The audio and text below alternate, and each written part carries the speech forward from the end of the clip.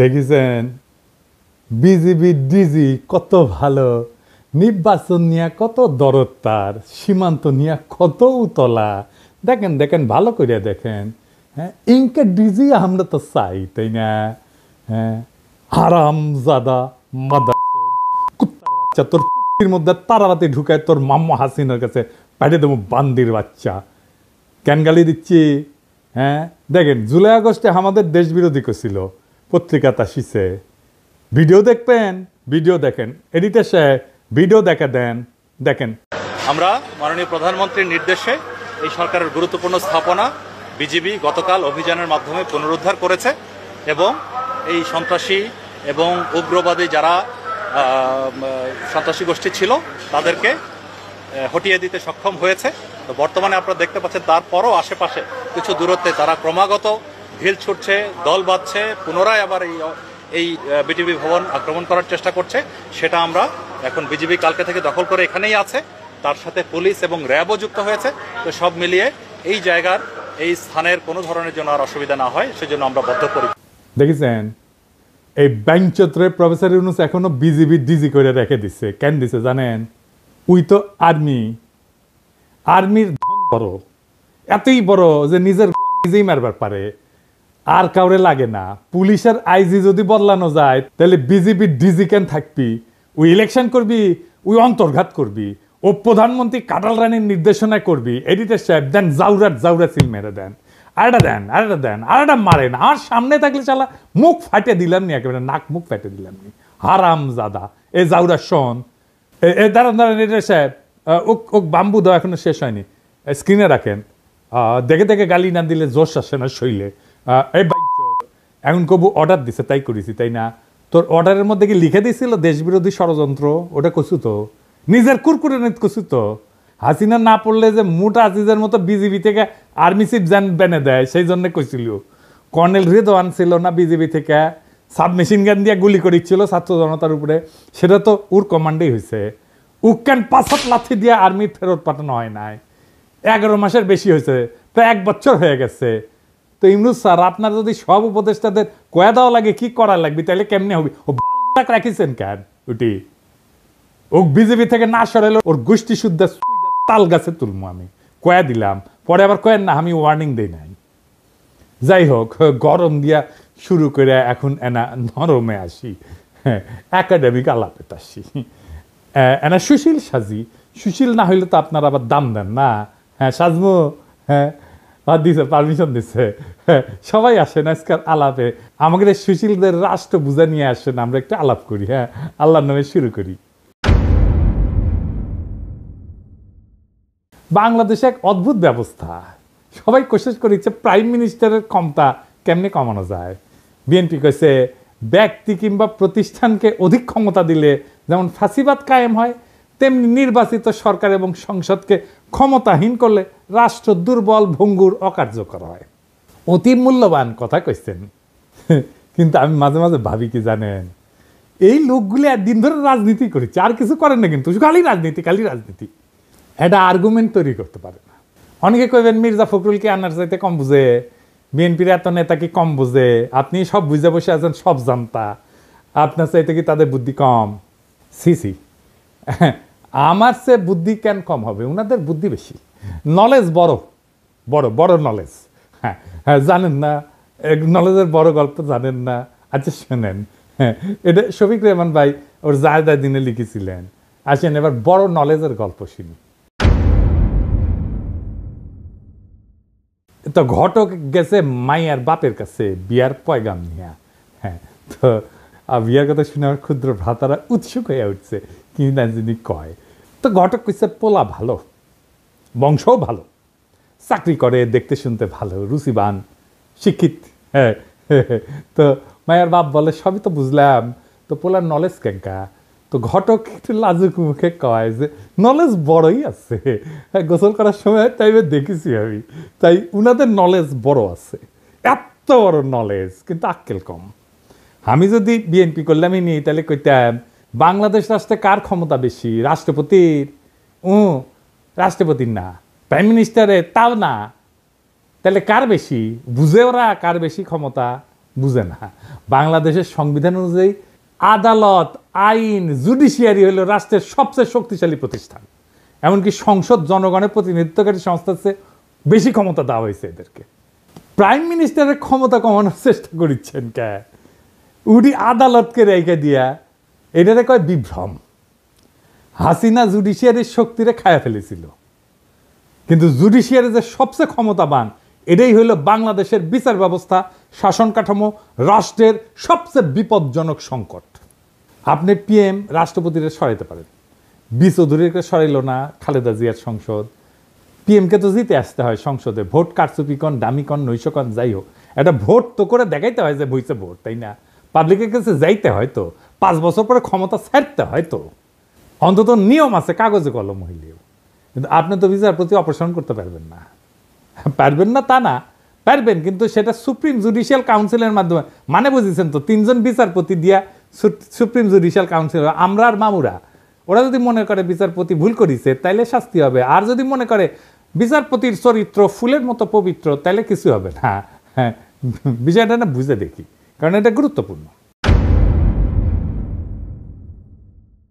তো বিচারপতি বাংলাদেশে অপারেশনের একটা ব্যবস্থা আছে, নাম হচ্ছে সুপ্রিম জুডিশিয়াল কাউন্সিল। দেখে মনে হয় খুবই গুরুতর, ভারসাম্যপূর্ণ একটা প্রক্রিয়া। হ্যাঁ, কিন্তু এটা খেয়াল করেন, এই সুপ্রিম জুডিশিয়াল কাউন্সিল কাদের নিয়ে তৈরি? প্রধান বিচারপতি আরো 2 বিচারপতি, মানে বিচারকের বিচার করবে বিচারকই, বন্ধু বিচার করবে বন্ধুর। যেন ধরা পড়া চোরের বিচার করতেছে চোরের মামা, এটা কি আপনি ন্যায় বিচার বলবেন? এই যে তত্ত্বাবধায়ক সরকারের আইন ছিল না, এটা কিন্তু সংসদ বানাইছিল, জনগণের প্রতিনিধিরা বানাইছিল, সেটা আদালত বাতিল করে দিল। তার মানে জনগণের প্রতিনিধি আইন বানাবে, সেটা চাইলে অনির্বাচিত আদালত বাতিল করে দিতে পারবে, যে আদালত কোথাও কারো কাছে জবাবদিহি করে না। তো এখন আপনি প্রশ্ন তুলতে পারেন, আপনিই তো কন দাদা যে জুডিশিয়ারি, আইন এবং নির্বাহী, এটার একটা ব্যালেন্স থাকতে হবে, কন না? একজন একজনকে সেকেন্ড ব্যালেন্স করতে হবে, কন না? তো তাহলে জুডিশিয়ারি যদি এটা নাই পারে, তাহলে ব্যালেন্স থাকবে কিভাবে? গুরুতর প্রশ্ন। আসেন আর একটু বুঝে দেখি। তত্ত্বাবধায়ক সরকার আইনটা সংসদ পাস করেছিল, মানে জনগণের প্রতিনিধিরা এটা আইন করেছে, কিন্তু আদালত সেটাকে বেআইনি ঘোষণা করে বাতিল করে দিল। এই প্রক্রিয়া আদালত নিজেই হয়ে ওঠে সর্বোচ্চ ক্ষমতাধর, অথচ সে আদালত সরাসরি জনগণের কাছে জবাবদিহি করে না। এখানে একটা গণতান্ত্রিক দ্বন্দ্ব সৃষ্টি হয়, সংসদ বনাম আদালত, কার হাতে তাহলে চূড়ান্ত কর্তৃত্ব?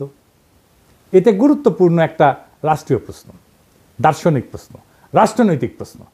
ধরেন ইসলামে, এটা একটু বোঝার জন্য যে আসলে কার হাতে চূড়ান্ত ক্ষমতা, এটা বোঝার জন্য আমি একটু ইসলামী ধারণার একটা ব্যাখ্যা নিয়ে আসি। ধরেন ইসলামে আপনি আল্লাহ তাআলার কোনো শরীক কল্পনা করতে পারবেন না, আল্লাহ ছাড়া কোনো উপাস্য নাই, লা ইলাহা ইল্লাল্লাহু মুহাম্মাদুর রাসূলুল্লাহ, হযরত মুহাম্মদ সাল্লাল্লাহু আলাইহি ওয়াসাল্লাম তার প্রেরিত নবী, আল্লাহর কোনো শরীক নাই এবং হযরত মুহাম্মদ উনার প্রেরিত নবী। এই ফান্ডামেন্টালটা না মানলে আপনি মুসলমান না। আপনাকে ইসলামের দরজা অতিক্রম করার সময় এই কলেমা উচ্চারণ করতে হবে। ঠিক সেইভাবে রাষ্ট্রের বেসিক ধারণা হচ্ছে জনগণ রাষ্ট্রের মালিক, এইটা আগে আপনাকে বুঝতে হবে। তার ক্ষমতা সার্বভৌম, গণ অভিপ্রায়, জনগণের আকাঙ্ক্ষা, এটা সর্বোচ্চ আইন। গণতন্ত্রে আইন বানানোর অধিকার কেবলমাত্র নির্বাচিত প্রতিনিধিদের। আইন প্রণয়নের সাংবিধানিক ক্ষমতা সংসদের হাতে, কারণ তারা জনগণের সরাসরি ভোটে নির্বাচিত, তারাই জনগণকে প্রতিনিধিত্ব করে, তারাই জনগণের ভয়েস। আর বিচার বিভাগ নির্বাচন প্রক্রিয়া অংশগ্রহণ করে না, তাই তারা প্রতিনিধিত্বশীল না। অপ্রতিনিধিত্বশীল আদালত কি প্রতিনিধিত্বশীল সংসদের সিদ্ধান্ত বাতিল করতে পারে? এটা গণতান্ত্রিক অসাম্য তৈরি করে। আদালতের এই ক্ষমতা মানে আইনসভা বা সংসদের আইনকে চ্যালেঞ্জ করার অধিকার সাংবিধানিক হইলেও সেটা একটা সীমা আছে। আদালতের কাজ হইল আইন সংবিধান বিরোধী কিনা সেটা যাচাই করা, এটাকে বলা হয় জুডিশিয়াল রিভিউ। কিন্তু আদালত সংবিধান নিজেই ব্যাখ্যা দিয়া এমনভাবে পরিবর্তন করতে থাকে যেটা জনগণের ইচ্ছা অভিপ্রায়ের বিরুদ্ধে যায়, তাইলে আদালত নিজেই একটা স্বৈর শাসন হয়ে ওঠে, জবাবদিহিতাবিহীন শাসক শ্রেণী হয়ে ওঠে, আনঅ্যাকাউন্টেবল রুলিং ক্লাস হয়ে ওঠে। আদালত তখন গণতন্ত্রের অভিভাবক না, বরং গণতন্ত্রের বাধা হইয়া ওঠে। বাংলাদেশে সেটাই হয়েছে। আদালতের ক্ষমতা সীমাহীন হইলে ব্যালেন্স অফ পাওয়ার ভেঙে পড়ে। যদি আদালত চায় তাহলে সংসদে যে কোনো আইন বাতিল করে দিতে পারে। তাহলে কে বেশি ক্ষমতাবান, সংসদ না আদালত? আদালত। আবার সংসদ আদালতের বিচারপতিকে অপসারণ করতে পারে না, বুঝছেন? তাহলে এখানে সেকেন্ড ব্যালেন্সের কোনো ব্যাকরণ তো কার্যকর থাকে না। অর্থাৎ আদালত নিজেই একটা অদৃশ্য স্বৈরতন্ত্রের রূপ ধারণ করে। তত্ত্বাবধায়ক সরকারের আইন কোনো একটা দলের ইচ্ছার ফসল ছিল না, তো এটা সর্বদলীয় ঐক্যমতে রচিত হয়েছিল, জনগণের আস্থার ভিত্তিতে এটা প্রতিষ্ঠিত হয়েছিল। আদালত এটাকে শুধুমাত্র ব্যাখ্যার খেলা দিয়ে বাতিল করে দিল। তাহলে তো আইনের যে একটা গণতান্ত্রিক ভিত্তি আছে সেটাই প্রশ্নবিদ্ধ হয়ে পড়ে। তবে আদালতের তো একটা ভূমিকা থাকা জরুরি, কিন্তু সেটা সীমিত। সেটা কি আসেন আরেকটু বুঝে দেখি। আদালতের যদি এই ক্ষমতা না থাকে তাহলে তো ব্যালেন্স অফ পাওয়ার হবে কিভাবে, তাই না? এই প্রশ্ন তো সরাসরি চলে আসে। আদালতের কাজ হবে আইনের ভাষাগত নীতিগত ব্যাখ্যা এবং সাংবিধানিক সীমা নির্ধারণ করা, কিন্তু রাজনৈতিক সিদ্ধান্ত এবং প্রক্রিয়ায় হস্তক্ষেপ করে না। হাসিনার আদালত রাজনৈতিক সিদ্ধান্ত এবং প্রক্রিয়ায় হস্তক্ষেপ করছে। ভারসাম্য তখনই থাকে যখন আদালত, সরকার বা সংসদের অন্যায় রায় থামাইতে পারে, কিন্তু গণমতের চূড়ান্ত রূপ একটা আইন বাতিল করার ক্ষমতা সাবধানে এবং সীমিতভাবে প্রয়োগ করে। আদালত যদি এমন ক্ষমতা পায় যে জনগণের প্রতিনিধিরা যে আইন মানাবে তাই সে বাতিল করে দিতে পারে এবং সে নিজে কোনো জনগণের কাছে জবাবদিহিতা করবে না, তাহলে সে আদালত না, সে গণতন্ত্রের উপরে বসা এক নির্জীব অভিজাত শ্রেণীর নামমাত্র পোশাক। তত্ত্বাবধায়ক সরকারের আইনের অবলুপ্তি তাই শুধু একটা রায় না, এটা ছিল গণ ইচ্ছার বিরুদ্ধে আদালতের বিদ্রোহ। আর এই বিদ্রোহের পরিণতি আজ দেশের রাজনৈতিক দুর্ভিক্ষ, দেশের সমস্ত সংকট। এইবার আসেন সংস্কার নিয়ে আরো একটু গভীরে আলোচনা করি। প্রফেসর ইউনূসের সরকার নানা ধরনের সংস্কার করেছে। এই সংস্কার কারা করিচ্ছে, কিভাবে করিচ্ছে, এটা বুঝে কিনা সেটা একটু বুঝে দেখি। আজকের নতুন বাংলাদেশে সংস্কারের জন্য বিভিন্ন প্রস্তাব নিয়ে আলোচনা করা হইতেছে। আবার যাতে বিগত 15 বছরের ফ্যাসিবাদ, 72 বা 75 সালের ফ্যাসিবাদ বাকশাল বাংলাদেশে পুনরায় প্রতিষ্ঠিত হইতে না পারে, সেজন্য নানা পক্ষ নানা মত প্রস্তাব নিয়ে আলোচনা করতেছে। এটার জন্য প্রফেসর ইউনূস একটা ঐক্যমত কমিশন করেছেন। সেটার সদস্য হচ্ছে আলী রিয়াজ, বদিউল আলম মজুমদার আর ইফতেখারুজ্জামান, তিনটা মাল, প্রথম আলোর মার্কা মারাল স্পেন্সার। এরা কি ধরনের প্রস্তাব দিতে পারে সেটা না বললেও চলে। হ্যাঁ, ইফতেখারুজ্জামানকে আমি বাম্বু দিছিলাম না, একবার দিছিলাম না, মনে আছে না? হ্যাঁ, ওরা এনে বসায় দিচ্ছে প্রফেসর ইউনূস। প্রথম আলো এইসব সুশীল প্রগতিশীল মালদের দিয়া 111-এর পরে সংস্কার করাইতে গেছিল। তখনকার ভারতের দালাল মঈনুদ্দিন ফখরুদ্দিন সরকার একই সুশীল প্রগতিশীলদের টোটকা প্রস্তাব দিয়া অধ্যাদেশ জারি কইরা বিভিন্ন সংস্কার করছিল, যার প্রত্যক্ষ পরিণতি হচ্ছে হাসিনার ফ্যাসিবাদ। এক বেল তলাতে এই ন্যাড়া বুদ্ধিজীবী সুশীল এই জাতিকে কয়বার নিয়ে যাবে? ৭৪-এর বাকশালী সংবিধান, হাসিনার ফ্যাসিজম, এসব তো আসমান থেকে নেমে আসে নাই।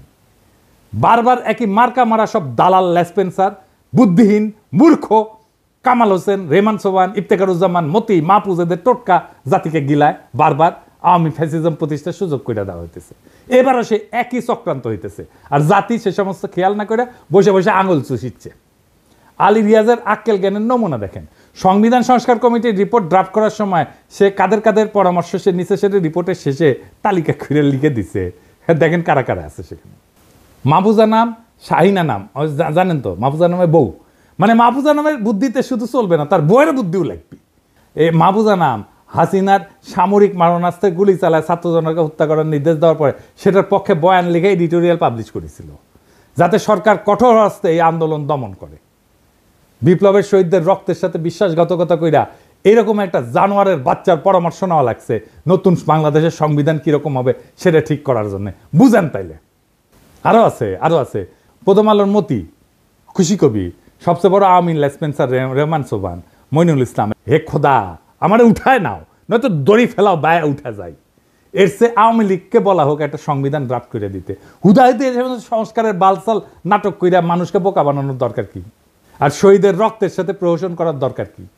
রেহমান সোবহান, মাহফুজা নাম, খুশি কবির, মতিউর রহমান, মইনুল ইসলাম এরাই যদি নতুন বাংলাদেশের কারিগর হয়, তাহলে অমি পিয়াল, নিজুম মজুমদার, মুনতাসির মামুন, শাহরিয়ার কবির, এম আকাশ, রামেন্দ্র মজুমদার, পীযূষ বন্দ্যোপাধ্যায়, সুবর্ণা মোস্তফা এরা কি দোষ করলো? এডিটর সাহেব কারণ সুবর্ণা মোস্তফা ছবিটা না রাখেন। এটা ইয়াংকালের ছবি দেন, ইয়াংকালের। এবার আছে। হ্যাঁ, তো আলী রিয়াজ সুবর্ণ মোস্তফা তো আপনার যৌবনকালের ক্র্যাশ হওয়ার কথা ছিল, তাই না? আমরা মেনে নিলাম, ওক ডাকলেন নি, এরা কি দোষ করলো? এদেরকে এই কমিটি থেকে বাদ দেওয়ার দরকার কি? ওদেরকেও ঢুকাক, সুবর্ণ মোস্তফা আগে ঢুকাক, আমি পারমিশন দিলাম, দেখি কে কি করে। কার এত বড় সাহস সুবর্ণ মোস্তফা ঢুকেছে, আলী রিয়াজ সেটাকে বাগড়া দেয়, আমি যে দাঁড়ামু, ওইটি লাঠি নিয়ে দাঁড়ামু। এই প্রথম আলোর সাজানো সংস্কার কমিটির নাটক, এই রিপোর্টে ঢুকায় দেওয়া হবে। এই রিপোর্টে বিভিন্ন ভংসং প্রস্তাব দেওয়া হয়েছে যাতে দেশে আর কখনো বাকশা ফাসিজম কায়েম না হয়। আইনস্টাইনের একটা উক্তি আছে যে insanity is doing the same thing over and over again and expecting different results. ইংরেজি যেহেতু কইছে, ঠিকই কইছে, তাই না? আসলে ঠিক কথা কইছে। একই কাজ বারবার করে ভিন্ন ফলের আশা করাটা এক ধরনের ছাগলাম। বাংলাদেশের অবস্থা দেখে এই কথাই মনে হয়। একই কবিরাজের দেওয়ার টোটকা জাতিকে বারবার গিলাইতেছে, বারবার আওয়ামী লীগ আর ফ্যাসিবাদের ফিরে আনা হইতেছে। রেমান সোবান পাকিস্তান আমল থেকে গাজাঘড়ি বয়ান আর টোটকা দিয়ে জাতিকে ধ্বংস করিচ্ছে। উইকলে পিএইচডিও করতে পারে নাই, কেমব্রিজে গেছিল, এমএ কইরা ফিরে আসিছে, হ্যাঁ, তা হেডেমে কুলায় নাই। তাও এই হারামজাদার প্রতি সুশীলদের পীড়িতের ঘাটতির কোনো কমতি নাই। পয়সার বন্ধু মানুষ এই হারামজাদা রেহমান সোবান ছিল ইন্ডিয়াকে ট্রানজিট দেওয়ার ব্যাপারে ১ নাম্বার উকিল। এই রেহমান সোবান কইছিল ট্রানজিট নিয়ে যে বিতর্ক, সেটা অশিক্ষিত বিতর্ক। এই হারামজাদা, তুই শিক্ষিত, তুই পড়াশোনা করছিস কতটুকু? শালা পিএইচডি তো করতে পারিস নাই, এমএ করে ফিরে আসিস সরকারি স্কলারশিপে যায়, বেশি বেশি বাতেলা জারিস, তারপরে এদের হুশ হয় না। আজকাল বেশি মুখ খারাপ করলাম না, নাকি করে ফেলছি অলরেডি বেশি জানি না, বুঝছাও, মানে অভ্যাস হয়ে গেছে তো আমার মুখই খারাপ। আজকে আবার একটু আলোচনা করব বাংলাদেশে কেন বারবার আওয়ামী ফ্যাসিবাদের উত্থান ঘটে।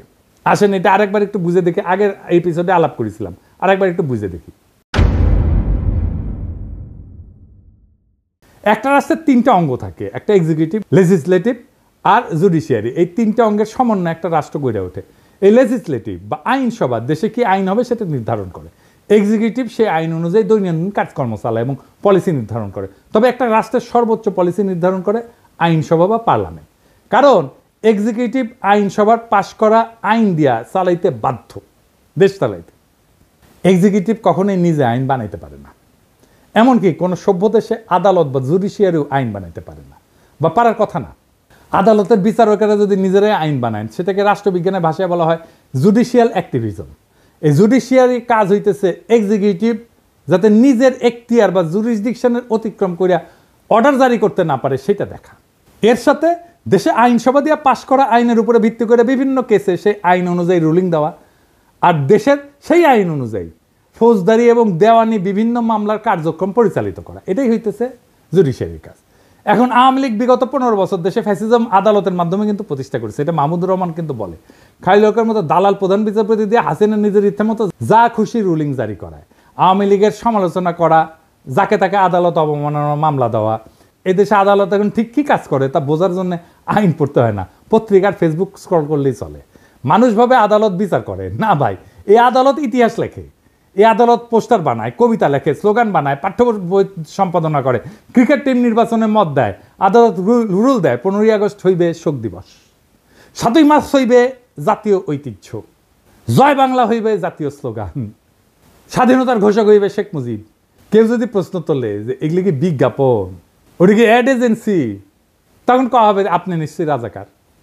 স্কুলে কি পড়ানো হবে আদালত ঠিক করে দেয়। পাঠ্য বইয়ে বঙ্গবন্ধু কত পাতা জুড়ে থাকবে সেটাও রুল দিয়ে আসে। বিশ্ববিদ্যালয়ের নাম কি হবে, গার্ডেনের নাম কি হবে, হাসপাতালের নাম কি হবে, সব জায়গায় আদালতের নাক ঢুকে। এমনই একটা আদালত। আর এই আদালতের বিচারপতি আমাদের সাথে পলিটিক্স করেছিল। ওই কইছিল যে আমরা শপথবদ্ধ রাজনীতিবিদ, ওই কইছিল এ না, ওর ভাই আবার এমপি ছিল আওয়ামী লীগের। এমনকি একবার তো আদালতে রিট হয়, বাংলাদেশ ক্রিকেট টিম কেন মুশফিককে নিতেছে না, কেন তামিম বাদ। ভাগ্য ভালো আদালত বলেনি কে ওপেনিং করবে, কে শেষ ওভারে বল করবে।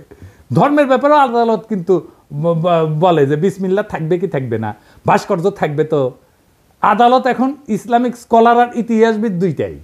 অথচ এসব সিদ্ধান্ত একটা সভ্য রাষ্ট্রে আদালতের এখতিয়ারে থাকারই কথা না। এসব সিদ্ধান্ত রাষ্ট্রে হয় আইনসভা নেয়, অথবা এক্সিকিউটিভ বিভাগ আইনসভা দ্বারা এম্পাওয়ার্ড হয়ে নেয়। এই কয়েকদিন আগে আমাদের অ্যাটর্নি জেনারেল বলছে যে হাইকোর্ট চাইলে যে কোনো ব্যাপারে হস্তক্ষেপ করতে পারে। ব্যাপারটা শুনতে খুব অদ্ভুত শোনালেও বাংলাদেশের সংবিধান অনুযায়ী পুরো ঘটনাটা লিগ্যাল। বাংলাদেশের 72-এর সংবিধান একটা বিস্ফোরা ধারা ঢোকানো আছে, যার দ্বারা এম্পাওয়ার্ড হইয়া আদালত বা হাইকোর্ট যে কোনো ব্যাপারে হস্তক্ষেপ করতে পারে, যা খুশি তাই করতে পারে। এটা হইতেছে সংবিধানের 102 নম্বর আর্টিকেল। এই বিস্ফোরা আর্টিকেল বাংলাদেশে বিচারকদের জুডিশিয়াল অ্যাক্টিভিজম করার রাস্তা তৈরি করে দিছে। আরে সালে এই সমস্ত ডক্টর কামাল হোসেনের বাল্ব কিছু বুঝে না, উই ওর গুমুত সামলাইতে পারে না, ডায়াপার পরে থাকে, সত্যি কথা, মিথ্যা কথা কইতেছি না। এবং এইটা দিয়ে এম্পাওয়ার্ড হয়ে হাসিনা তার আমলে মুদল আদালত দিয়াই তার সন্ত্রাসের রাজত্ব কায়েম করছে। কি আছে আর্টিকেলে, আসেন দেখি। এই আর্টিকেলের ফলে যে কেউ, যে কোনো আইনজীবী যা ইচ্ছা যা খুশি সেটা নিয়ে হাইকোর্টে রিট করতে পারে। হাইকোর্ট বেঞ্চ সেই রিটের উপর ভিত্তি করে যা খুশি তাই রুলিং জারি করতে পারে। কি বিচিত্র একটা দেশ, তাই না? মাঝে মাঝে অনেক উকিল সরকারকে বিভিন্ন কাজ করার নির্দেশ দিয়ে নোটিশ পাঠায়, অন্যথায় সে 102 ধারার ভিত্তিতে হাইকোর্টে রিট করার হুমকি দেয়। খালি সরকারকে না, অনেক বদমাইশ উকিল এটা ব্যবহার করে অসংখ্য মানুষকে, সাধারণ মানুষকে হয়রানি করে, যারা কোনোভাবে একটা ব্যাপারে ইন্টারেস্টেড পার্টি না। সেই সমস্ত ব্যাপারে বদমাইশ উকিলরা বিভিন্ন হাস্যকর আইনি নোটিশ পাঠায় 102 আর্টিকেলের উপরে ভিত্তি করে, এবং আদালত সেটার উপর ভিত্তি করে রুলিং পর্যন্ত দেয়। এই ইন্টারেস্টেড পার্টি কি এটা একটু বুঝে নেই। যে কোনো সভ্য দেশে কেবলমাত্র ইন্টারেস্টেড পার্টি কোনো ব্যাপারে মামলা করতে পারে। ইন্টারেস্টেড পার্টি বলতে আইনের ভাষায় বোঝানো হয় এমন কেউ যার উক্ত মামলার ফলাফলে সরাসরি স্টেক আছে বা সরাসরি গেইন অথবা লসের আউটকাম আছে। যেমন ধরেন কোন এক সংবাদপত্র লিখছে যে আমি এটা চোর, ধরেন আমি অমুক তারিখে অমুক জায়গায় অমুক লাগাইছি, চুরি করেছি, আমি জানি যে আমি লাগাই নাই, চুরি করি নাই, কিন্তু ওই সংবাদ প্রকাশের ফলে আমার মানহানি হয়েছে। কোন সভ্য দেশে মানহানির মামলা করার অধিকার একমাত্র আমার নিজেরই আছে। আমি এই মামলার একমাত্র ইন্টারেস্টেড পার্টি, বুঝছাও? এই মামলার আউটকাম মানে ফলাফল একমাত্র আমার জিতা বা হারের সম্ভাবনা আছে। এখন যদি কুমিল্লার মোকলেস মোল্লা অথবা গোপালগঞ্জের উকিল হরিদাস পাল আদালতে গিয়ে মামলা করে যে অমুকের মানহানি অমুক করিছে, অতএব অমুকের বিরুদ্ধে এত টাকা ক্ষতিপূরণ দাবি করে আমি মামলা করেছি, ব্যাপারটা যে কত বড় হাস্যকর হয়ে উঠবে সেটা আর বলার অপেক্ষা রাখে না। আমার নামে এরকম মামলা করেছে, আমি নাকি হাসিনা শেখ মুজিবের অপমান করেছি, তার ভাবমূর্তি ক্ষুণ্ণ করেছি। একজন কে সিলেটে একটা মামলা করেছে, গোপালগঞ্জে একটা মামলা করেছে, কতগুলো। আমাকে সেদিন জিজ্ঞাসতেছে ঢাকার ডিসি যে দাদা আপনার নামে কি কি মামলা আছে। আমি বললাম আমি নিজেই জানি না রে ভাই, মাঝে মাঝে শুনেছি এই জায়গায় মামলা আছে, কতগুলো মামলা আছে আমি গোনা বাদ দিছি। এরকম হাজার হাজার ঘটনা ঘটছে, মামলা হয়েছে, জেল পর্যন্ত হয়েছে, সেসব মামলার উপরে ভিত্তি করে। সত্যি ছেলে কাজ, কি বিচিত্র এই দেশ। অথচ এই ব্যাপারে সংস্কার করার কথা নিয়ে কোনো কেউ প্রপোজাল দেয় না। কারণ সব জায়গায় বলা হইতেছে দেশে এক্সিকিউটিভ, লেজিসলেটিভ, জুডিশিয়ারির মধ্যে একটা ক্ষমতার ভারসাম্য আনা লাগবে। কিভাবে লাগবে সে ব্যাপারে সংস্কার কমিটির রিপোর্টে অনেক ভংজুং প্রস্তাব আছে। যেমন ধরেন কইছে হাইকোর্টের শাখা বাড়ানো লাগবে, তো হাইকোর্টের শাখা বাড়াইলে কিভাবে ভারসাম্য আসবে সেটার কোনো ব্যাখ্যা নাই। হাসিনার আমলে আদালত প্রত্যেকটা ব্যাপারে নাক গলায় হাসিনার ত্রাসের রাজত্ব কায়েম করতে সাহায্য করছে। কালামানিক সব জায়গায় নাক গলানোর বার এমনই বাড়ছিল যে লীগের স্পিকার আব্দুল হামিদ পর্যন্ত সেটাতে বিরক্ত হয়ে বলছিল বেশি বাড়াবাড়ি করলে জনগণ আদালতের বিরুদ্ধে উঠে দাঁড়াইতে পারে। এমনকি খালি এক্সিকিউটিভের ব্যাপারে নাক গলানো না, বিভিন্ন সময় দেশে কি আইন হওয়া উচিত কি হওয়া উচিত না সেটা পর্যন্ত আদেশ জারি করেছে। সংবিধানে স্পষ্ট লেখা থাকতে হবে আদালত বা জুডিশিয়ারি কোনোভাবে জুডিশিয়াল অ্যাক্টিভিজম করতে পারবে না। তারা কেবলমাত্র দেশে বিদ্যমান আইনের উপর ভিত্তি করে রায় দিতে পারবে। জনগণের যদি কোনো আইন পছন্দ না হয় অথবা কোনো আইন বানানোর ইচ্ছা হয়, তাদেরকে তাদের এমপির সাথে কথা বলে সেই বিল সংসদে আনার ব্যবস্থা করতে হবে। সংসদ সদস্যদের মূল কাজ এলাকার উন্নয়ন করা না। এরা যে বলবে আমি আপনার এলাকার উন্নয়ন করে দেবো, এটা তার কাজ না, এটা কাজ পৌরসভার। পৌরসভার কাজ এমপিরে দিয়ে করায় না। তাদের মূল কাজ আইনসভার বিভিন্ন আইন নিয়ে আলোচনা করে ভোটাভুটি করে আইন বানানো। এই সাধারণ তথ্যটা দেশের অধিকাংশ মানুষ জানে না। আর একটা হাস্যকর অভ্যাস এই জাতির কাছে আছে, কিছু হলে সব কিছুতে আদালতে যায় মামলা করে দেয়। যেমন বিপ্লবের পরে আওয়ামী লীগকে নিষিদ্ধ করা লাগবে, এটা নিয়েও আদালতে মামলা করতে গেছিল পোলাপাই, আদালতে রিট করে। অথচ একটা রাষ্ট্রে এই সিদ্ধান্ত নেওয়ার অধিকার সেই রাষ্ট্রের আইনসভার, যারা ওই দলকে নিষিদ্ধ করে আইন করতে পারে অথবা সংবিধানে ওই দলকে নিষিদ্ধ করে দিতে পারে। যেমন জার্মানিতে নাজি পার্টি, ওদের আইনসভায় পাশ হওয়া নাজিদের নিয়ে করা স্পেসিফিক আইন দিয়ে নিষিদ্ধ। ইতালিতে ফ্যাসিস্ট পার্টি একদম সাংবিধানিকভাবে উল্লেখ করে নিষিদ্ধ করা হয়েছে। এইখানে আদালতে গিয়া মামলা কইরা তাদেরকে টেনে আনা এই আশায় যে তারা রায় দিবে অমুক দল নিষিদ্ধ, এটা চূড়ান্ত নির্বুদ্ধিতা। কোনো আদালত দেশের আইনসভার বা এক্সিকিউটিভের কাজ করতে পারে না। আজব চিন্তা ভাবনা সবার। এটা গেল জুডিশিয়ারির ব্যাপারে কথা। এখন আসি এক্সিকিউটিভ আর লেজিসলেটিভ মানে আইনসভার মধ্যে ব্যালেন্স অফ পাওয়ার নিয়ে। বাংলাদেশে বারবার ফ্যাসিজম তৈরি হয় কারণ দেশের সংবিধানে পার্লামেন্টারি শাসন ব্যবস্থা। এখানে আইনসভার নিয়ন্ত্রণে যেই মানুষ আর পার্টি সেই একই মানুষ আর পার্টি নির্বাচনের মাধ্যমে একবার দেশের এক্সিকিউটিভ ব্যবস্থার কর্ণধারার সর্বেসর্বা হয়ে ওঠে। যদি এক্সিকিউটিভ আর লেজিসলেটিভ, নির্বাহী এবং আইন একই মানুষের অধীনে থাকে, তাহলে এটাই ফ্যাসিজম। এই পার্লামেন্টারি ব্যবস্থা পৃথিবীর যে সমস্ত দেশে অ্যাপ্লাই করা হয়েছে সেখানে অসংখ্যবার ভয়ঙ্কর রকমেরভাবে ব্যাকফায়ার করছে। কোথায় কোথায় করছে শুনবেন? ইউরোপেই এটা ডিজাস্টার করছে। প্রথম বিশ্বযুদ্ধের পর যখন ইউরোপে বিভিন্ন দেশে এই যে রাজতন্ত্রের পতন হয়, রিপাবলিক হয়, যেখানেই এই ব্যবস্থা সংবিধানে ঢুকানো হয়েছে সেখানেই ভয়ঙ্করভাবে ফ্যাসিজমের উত্থান হয়েছে। আমি একটা আলোচনায় করছিলাম, পার্লামেন্টারি ব্যবস্থা সেখানেই কাজ করে যেখানে একজন রাজা আছে, কিং আছে। জার্মানি, ইতালি, স্পেন সব জায়গায় পার্লামেন্টারি ব্যবস্থা ডিজাস্টার হয়েছে। দ্বিতীয় বিশ্বযুদ্ধে বেদম মার খাওয়ার পরে এরা শান্ত আছে, তাও আমেরিকান সৈন্য গ্যারিসন থাকার কারণে। তৎকালীন ইস্টার্ন ইউরোপেও এই পার্লামেন্টারি ব্যবস্থা হাঙ্গেরি, রোমানিয়ার ডিজাস্টার করছে। ফ্রান্সে যতদিন পার্লামেন্টারি ব্যবস্থা ছিল ততদিন ফ্রান্সে ততই বছর অবস্থা ছিল, টালমাটাল অবস্থা ছিল। ফ্রান্সের থার্ড রিপাবলিক মানে 1870 থেকে 1940 পর্যন্ত, এই 70 বছরে কয়বার সরকার বদল হয়েছে জানেন? শুনবেন, 101 বার।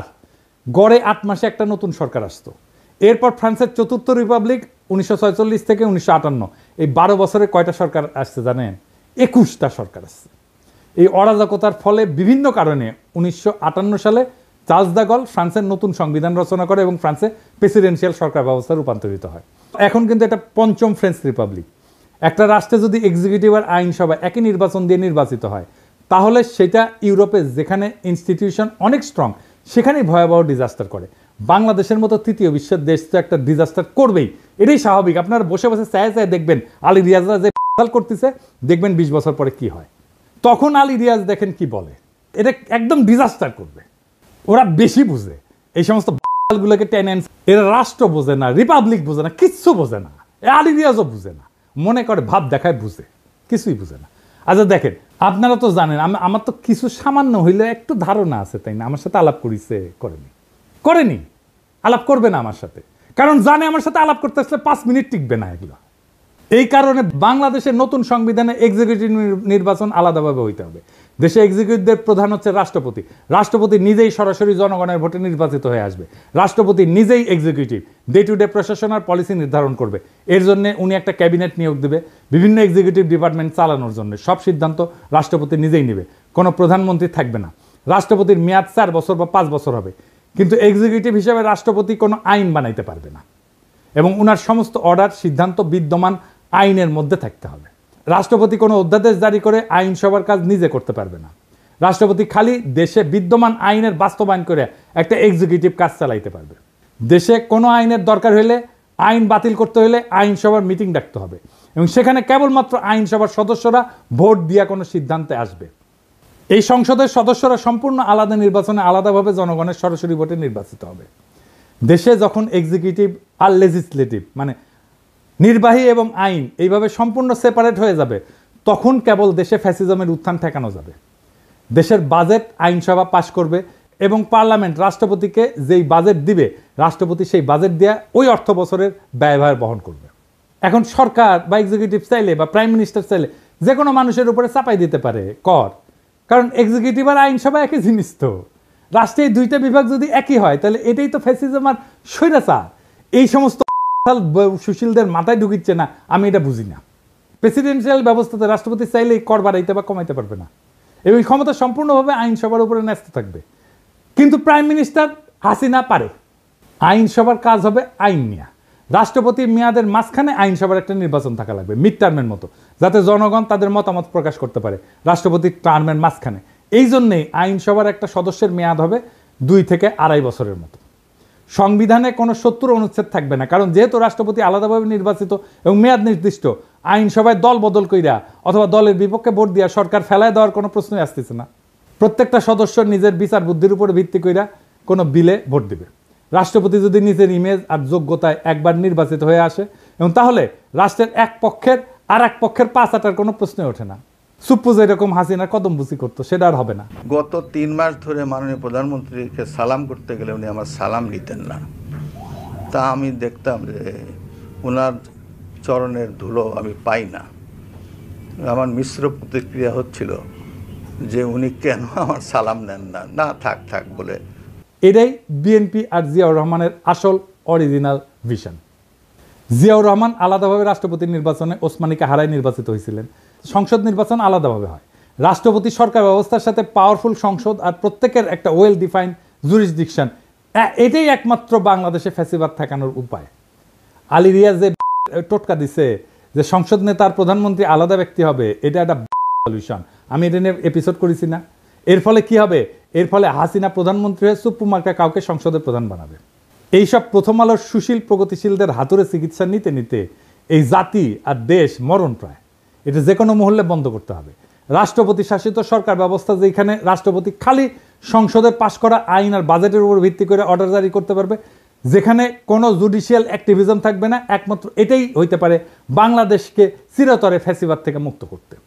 আজ আমরা ইতিহাসের এমন এক সন্ধিক্ষণে দাঁড়ায় আছি যেখানে আর একটা বার ভুল মানেই গোটা ভবিষ্যৎ হারানোর সামিল। আমরা আর সময় দিতে পারি না সেই সব তথাকথিত সংস্কারকদেরকে যারা শতবার ব্যর্থ হয়েছে, তবু আবার তাদের সেই পুরানো ফর্মুলা চাপাই দিতে চায়। না, এবার আর হবে না। এই দেশের জনগণ এখন জানে গণতন্ত্র মানে পোস্টারে লেখা কথা না, জনগণের হাতে থাকা আইনের মালিকানা। জনগণ এখন বুঝে গেছে বিচার ব্যবস্থা যখন ফ্যাসিবাদের হাতিয়ার হয়ে ওঠে, তখন তার সংস্কার না, প্রয়োজন হয় রূপান্তরের। আমরা চাই না আর একটা হাসিনা, আর একটা বাকশাল, আর একটা মুজিব, আর একটা ৭২-এর ক্লোন রাষ্ট্র। আমরা চাই এমন এক নতুন শাসন ব্যবস্থা যেখানে আইনসভা, নির্বাহী এবং বিচার ব্যবস্থা পরস্পরকে নিয়ন্ত্রণ করবে। প্রভু না, হবে পর্যালোচক, যেখানে রাষ্ট্রপতি হবে জনগণের সরাসরি ভোটে নির্বাচিত এবং সংসদ হবে মুক্ত বিবেকের মঞ্চ, কোনো নেতার পদচুম্বনের জায়গা না। প্রিয় দেশবাসী, এটাই সেই সময় যখন ইতিহাস তৈরি হয়। প্রশ্ন একটাই, আপনি কি এই ইতিহাস গড়ে ওঠার অংশ হবেন, না এই জাতির আর একটা প্রতারণার সাক্ষী হয়ে থাকবেন? আসেন সুশাসনের জন্য, জবাবদিহিতার জন্য এবং সবচেয়ে গুরুত্বপূর্ণ এই দেশটাকে ভালোবাসার জন্য একটা নতুন সূচনার দাবিতে গর্জে উঠি। এবার আর সংস্কার না, রূপান্তর চাই। এই রূপান্তরেই মুক্তি, এই মুক্তিতেই নতুন বাংলাদেশ। সেই নতুন বাংলাদেশকে আমাদের গড়ে তুলতে হবে, আনতে হবে সবাই মিলে আবার একসাথে। ইনকিলাব জিন্দাবাদ।